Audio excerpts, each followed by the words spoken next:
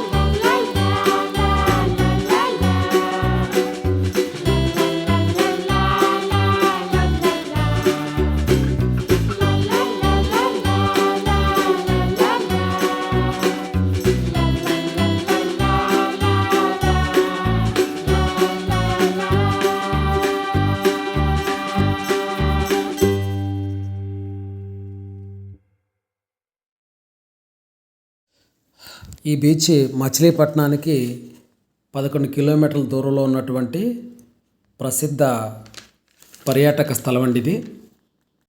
June 5 నుంచి 8 వరకు Masula beach festival Manginapudi బీచ్లో చాలా ఘనంగా జరిగిందండి.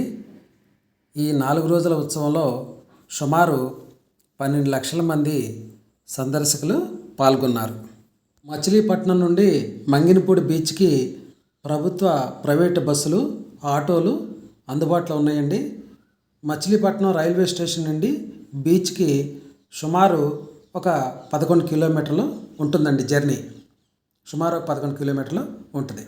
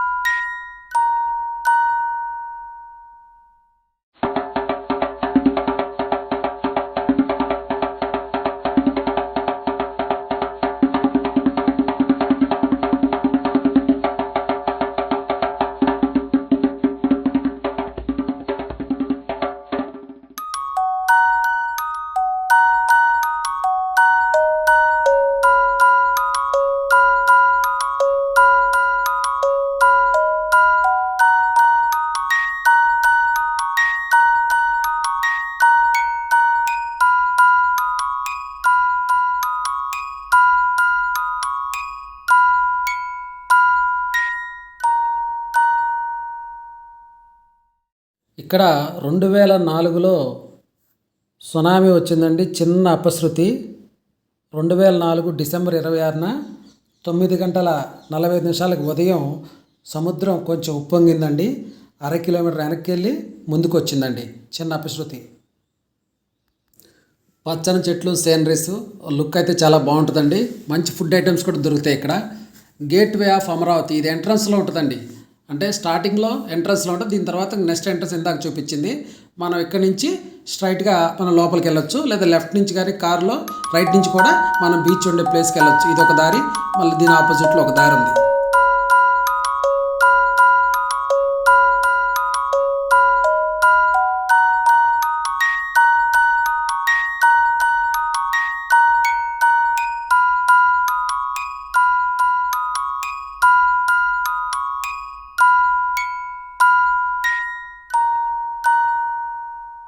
మచిలీపట్నం లైట్ హౌస్ అనేది 1958లో స్టార్ట్ చేశారంటండి.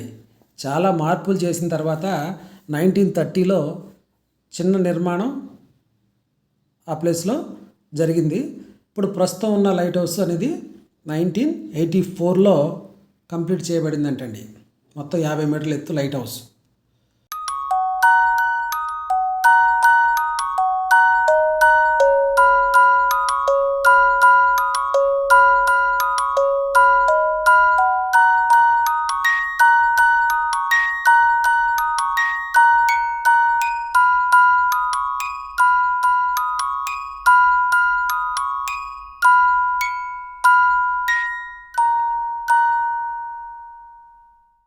మచిలీపట్నం తాళ్ళపాలెం గ్రామంలో దత్త రామేశ్వరం అనేది చాలా ప్రఖ్యాతి పొందిందండి.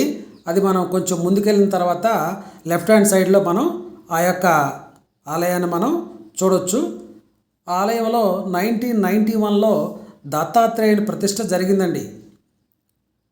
అది ఇది కనిపించే ఆలయం. ఇందులో 1991లో దత్తాత్రేయుని ప్రతిష్ఠ జరిగింది.